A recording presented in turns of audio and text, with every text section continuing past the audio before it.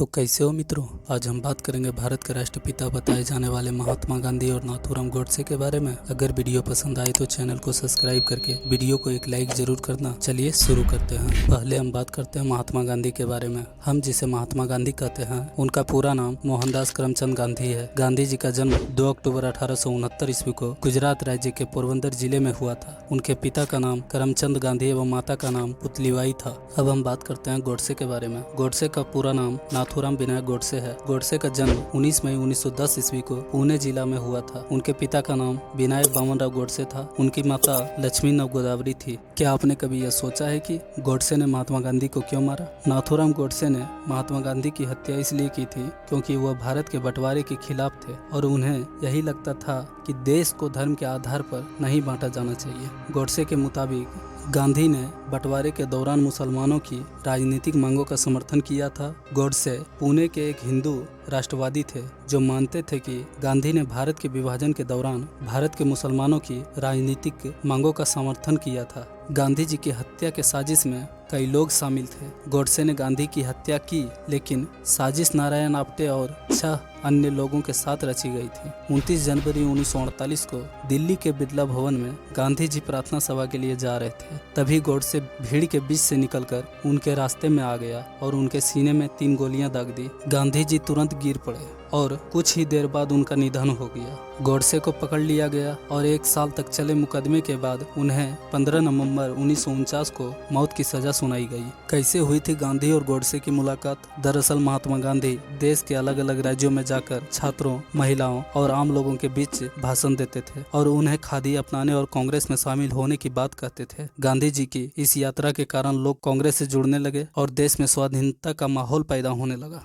इसी दौरान नाथूराम के पिता जो डाक विभाग में थे, उनकी पोस्टिंग रत्नागिरी हो गई। रत्नागिरी में गोडसे कांग्रेस के नेताओं से मिलकर सभाओं में जाने लगा। सभा में गोडसे भाषण भी देने लगे। गोडसे की वीर सावरकर से मुलाकात के बाद बदले उनके विचार। गोडसे की रत्नागिरी में विनायक दामोदर सावरकर से मुलाकात हुई। इस मुलाकात के बाद से उनकी विचारधारा में परिवर्तन आना शुरू हुआ और वह हिंदुत्व की राह पर चलने लगा। दरअसल सावरकर अंडमान की सेक्युलर जेल में काले पानी की सजा काट कर लौटे थे और वह अपने हिंदुत्व के सिद्धांत के अनुसार भाषण देते थे। इसी भाषाओं से गोडसे प्रभावित थे और उसने कांग्रेस की सभाओं से दूरी बनाना शुरू कर दी। वीर सावरकर से प्रभावित होने के चलते ही गोडसे आरएसएस से जुड़े थे। सावरकर जब 1937 में हिंदू महासभा के अध्यक्ष बने तो गोडसे भी इससे जुड़ गए। गोडसे के आरएसएस नेताओं से भी जान पहचान होने लगी थी, लेकिन 1942 में विश्व युद्ध के आहट के बीच आरएसएस पर कई तरह की पाबंदी लगी थी और वह कोई परेड नहीं कर सकते थे। इसके चलते गोडसे ने अपना ही नया संगठन हिंदू राष्ट्रीय दल बना लिया, जिसे आरएसएस और हिंदू महासभा दोनों का समर्थन मिला था। इस संगठन में उनकी मुलाकात नारायण दत्तात्रेय आप्टे से हुई, जो गांधी की हत्या में शामिल था।